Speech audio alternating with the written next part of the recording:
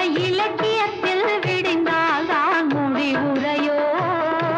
நான்கு குணம் சேர்ந்தது ஓர் பெண்ணிடமோ? அது நடை பழகி வந்ததென்ன என்னிடமோ?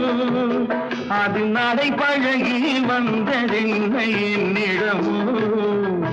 என்னிடமோ?